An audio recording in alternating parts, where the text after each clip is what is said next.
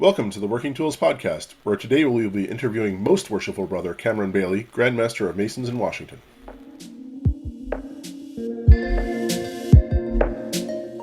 Ladies and gentlemen, brethren all, welcome to the Working Tools Podcast, a casual conversation around Freemasonry. First, it's important to note that our thoughts and opinions are our own and do not reflect those of our Grand Lodge or respective craft or concordant bodies. Please connect with us and ask questions via our website at theworkingtoolspodcast.com. Today on the Working Tools Podcast, we have our usual host of hosts. Our usual four hosts are here. Myself, I'm Matt Appel, a Mason in Mill Creek Lodge number 243 here in Montlake Terrace, Washington. Very worshipful brother David Colbeth from King Solomon Lodge number 60 in Auburn, Washington. Worshipful brother Stephen Chung from Prince Charles 153 in Kelowna, British Columbia. And Jarrod Dunham, who's in Penticton Lodge 147 in Penticton, British Columbia. And in addition, we have the reason for this whole episode, Most Worshipful Brother Cameron Bailey, who's the Grand Master of Masons in Washington. Welcome, Most Worshipful Sir. Thank you. I appreciate it very much.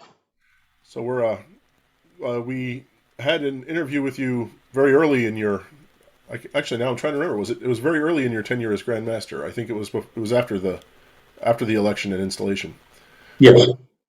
And then we figured we'd catch up with you after a year and see how things were going. So I guess my first dumb question is Grand Master everything you thought it would be? Is it great? Is it terrible? You feel like you made progress this year? No, I think it was a lot of fun. I had an opportunity to meet an awful lot of people I never would have had a chance to meet otherwise. And yeah, it was greatly enjoyable. The only surprise I had, and I wasn't quite, I think, expecting the amount of paperwork required. I had followed Most Worshipful Kaufman very closely when he was Grand Master, so I thought I saw that everything that he was doing, but clearly he was shielding me from the sheer volume of paperwork. So that was the only real surprise. But no, it's been a wonderful journey.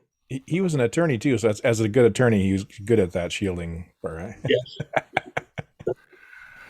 Yeah, it seems there have been some Grand Masters, having obviously never been Grand Master, but seeing them go through, that at the end of it, they seem like the negatives of being Grand Master, having to deal with the discipline issues or the paperwork or that sort of thing, have sort of worn them down by the end of it, and they're not as chipper as they once were.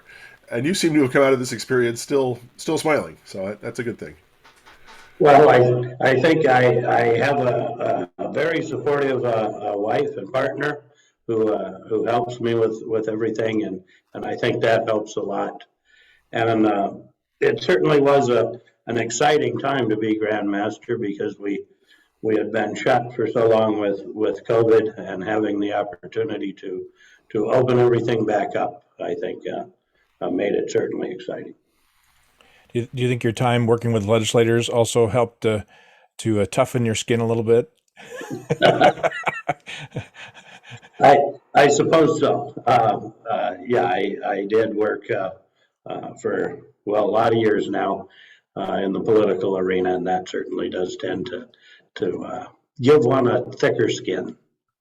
So most Grand Masters go into that role with a goal in mind. Can you remind us what your goal was for your year, and did you achieve it?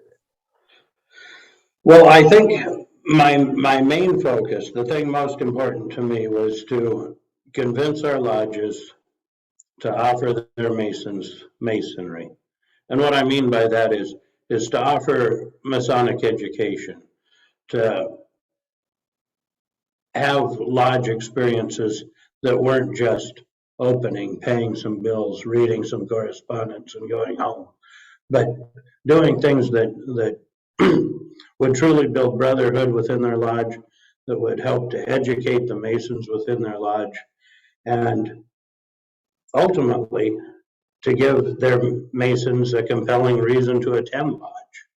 Because if a man doesn't have a reason to attend, he's going to vote with his feet. He's not gonna keep coming, at least not forever. Whether I succeeded or not, I think that history will have to judge that, right? I do know that we have a lot of lodges that rose to that challenge, started working to improve those experiences, to bring in educational programs and other things to help build brotherhood. We have other lodges that haven't done that, and I keep harping on it. But I think in time we'll see whether or not those changes that the lodges that did make them, whether or not they stick. If they do, it will have been successful in my mind. If they're abandoned after I leave the East, they certainly won't be. I think that most lodges that are looking for that educational component will lap it up and sustain the education programs. And not necessarily a bad thing if they don't, because some lodges are truly there for the social aspect, the fraternal aspect, and they're not necessarily there for an education type purpose. So don't maybe I wouldn't jump to a conclusion if any lodges in particular didn't stick with an education program. But I would certainly congratulate and support the ones that do and do keep it going, because I think it is a very key component for a lot of Masons. And I strive very hard in not just they gave me the title after the fact of being district education officer, right? I just do it because I think that it's important. And I've tried very hard at our lodge to make sure that we have a well-rounded program that includes that kind of thing, just for that purpose, because the guys were saying, there's just another boring meeting, and I don't want to be here just for another boring meeting, right? So I'm glad that was a good focus for you, and I hope that it had a serious impact in your jurisdiction. Thank you. Yeah, I know too. With along with the leadership or the vision of providing education and wanting to have lodges do that, I was excited to see your path in the weekly education pieces that you would publish through your online system. You want to talk a little bit about that and how the effect has had? I know it is kind of separate from your Grandmaster process, if you will, or your seat as Grandmaster, but it was a nice complement to it, I thought. It almost allowed people to have a direct touch with you, where a lot of times that didn't happen with other Grandmasters. Yeah, I started doing that partway through my term as Deputy Grandmaster, and I've continued it throughout.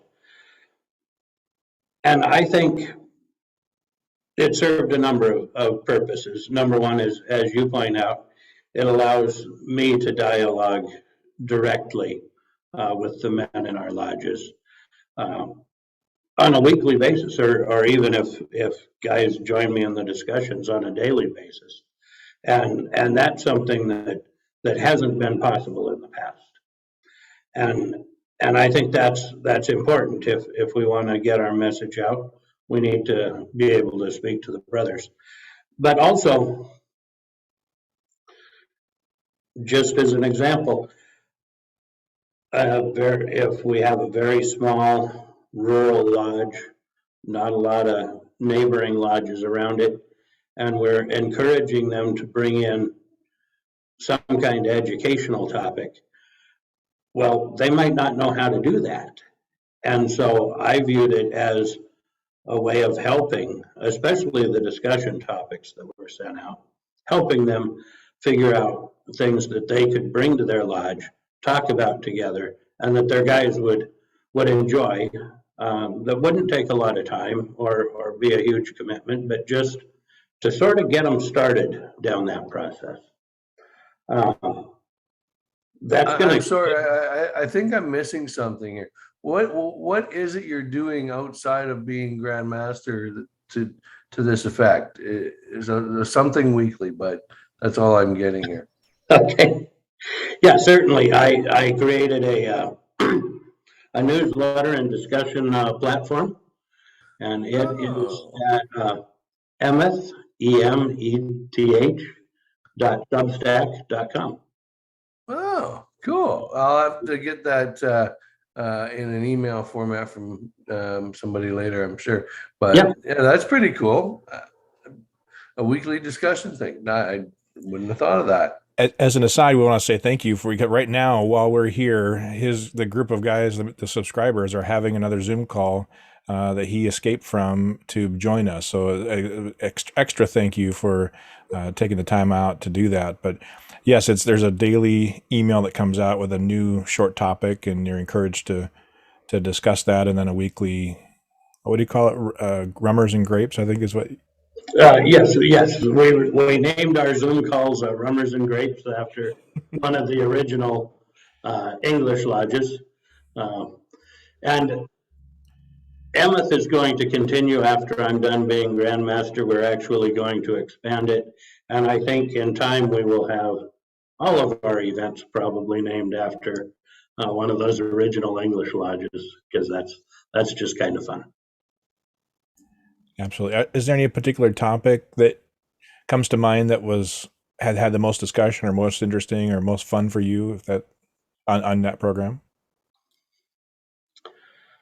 Well, the one that had the greatest reach dealt with Prince Hall Freemasonry.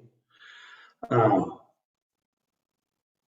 of the ones I most enjoyed, I actually read the paper as a video this morning, and that had to do with building excitement and membership in a lodge by getting out of the lodge, by going outside, doing non-lodge things together as a band of brothers. When we do those things, it works extremely well to bring excitement back into the lodges. If we do them frequently enough, men not only come, but men will bring their friends. And that's how we can truly build brotherhood. We're never going to do that in a stated meeting. And so that article I found a lot of fun. I wrote it about a year ago, but like I said, I put it out again this morning as a video. Excellent. Yeah, I know that discussion on recognition that we had about Prince Hall lodges. I think we had you on to talk about that, and Yes. and as a teaser, you're about halfway in. If our listeners and watchers are about halfway into this segment, you'll have to hold on till the next segment next week. We're going to try and talk to our Grandmaster about the article. He was appointed to a new position, and so or requested to be on a new committee, and so we'll talk about that in the next segment as a teaser. So, has there been any specific events or things that have happened in your year that you'd like to talk about? Well, I think the biggest thing that happened in my year for our jurisdiction was, of course, I was able to open our lodges the day after I was installed. I was lucky to be in a position to do that, but also very happy to do that, because Masonry couldn't exist on Zoom only forever. I did attend an event recently that's open well to all Masons, and I'd encourage anybody who can to go, and that's the Scottish Rite Spring Reunion in Guthrie, Oklahoma. That's a bucket list item for me. How was that? That is a truly amazing weekend. Of course, the building is impressive beyond compare. They do every degree, with the exception of the 33rd, in the Scottish Rite system. Also, they have meditations throughout the day.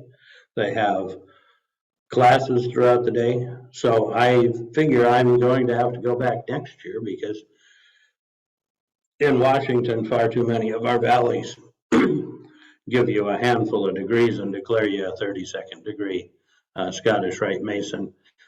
So I'd never actually seen all of the Scottish Rite degrees, so I didn't want to miss anything. So I wasn't able to attend any of the classes or other activities. So I've definitely got to go back next year.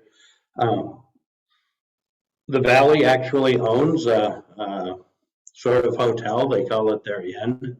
So if you want to stay, or if you're a candidate, I think they want you to certainly stay. You can stay right in the building. They feed you in the building. They give you your degrees.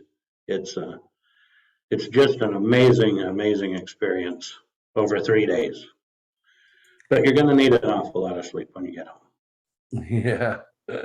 And I guess you've traveled quite extensively throughout your year then, being that things were just opening up. I'm sure that was exciting all over the place, eh? Where did you get to do as much traveling as you thought you were going to, or? Not so much traveling to foreign jurisdictions. We were able to visit 2 foreign jurisdictions in Mexico this year. The York Grand Lodge of Mexico and Occidental Mexicana Grand Lodge, the Western Grand Lodge of Mexico. Both those visits were superb. Had the honor of sitting in lodge with those 2 Grand Masters and their brothers. So that was great. Just this weekend, I spent with the Prince Hall of Washington and Jurisdiction Grand Lodge. That was also an amazing experience. So yeah, travel was curtailed from what it'd be if COVID hadn't hit us, but it was the traveling we were able to do was quite superb. I noticed in your article you talked about Veracruz, visiting a lodge in Veracruz, and you said you were going to cement plans to do that. Have those plans been cemented? Have you booked something in Veracruz? So I've not cemented them yet, but I have promised my MS subscribers that I am taking them to Mexico this coming November. So yeah, we will figure out where we want to go in Mexico for this upcoming November. I thought it was great last year. We had 48 people join us in Mexico, and hopefully we can keep good numbers going because it's just so important, I think, to visit lodges that are different from our own, because some things they're going to do better than we do, and we can bring those ideas back here. And I'm just reminded when I was master of my lodge, I had sat in a lodge in Mexico actually, and they did something that night that I thought was like the coolest thing ever. And so I was master of the lodge. I brought it back, and the next meeting we did it at my lodge, and everybody thought I was a genius, right? Because I didn't tell them. I just saw it from those guys, you know.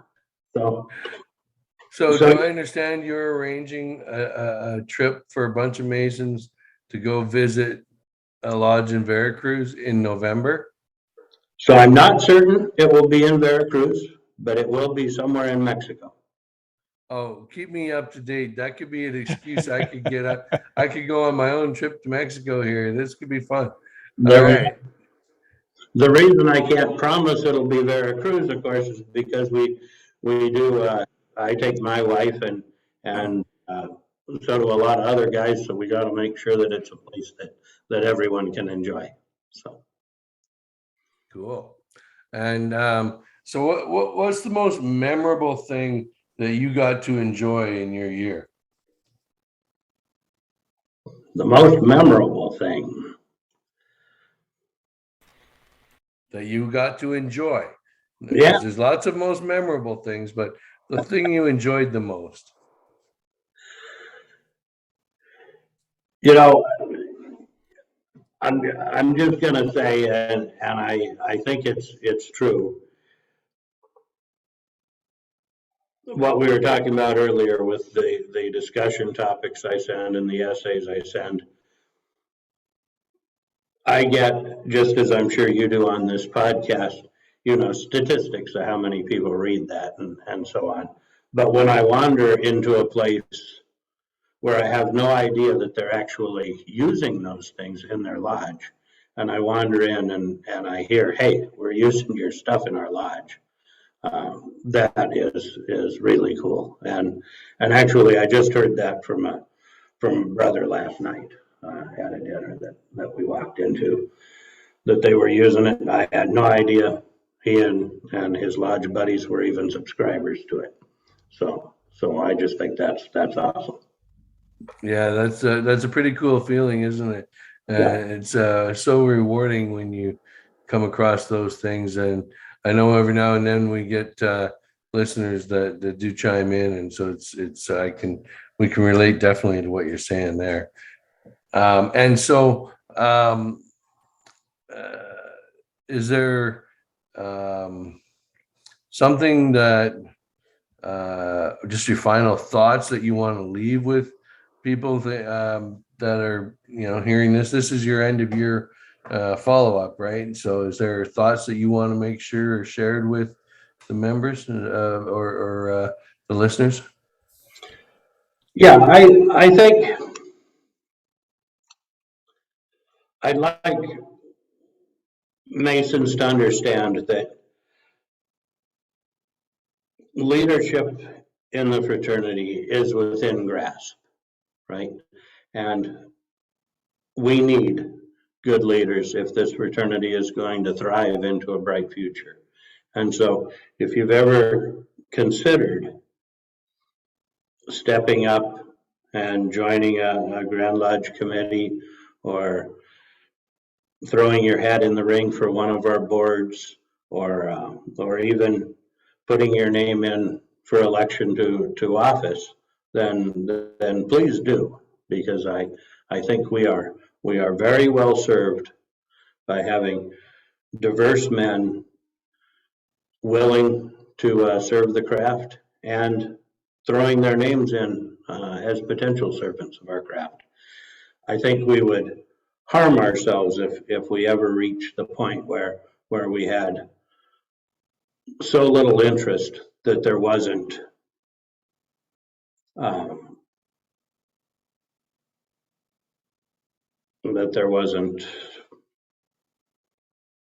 more than one man to choose for any given position.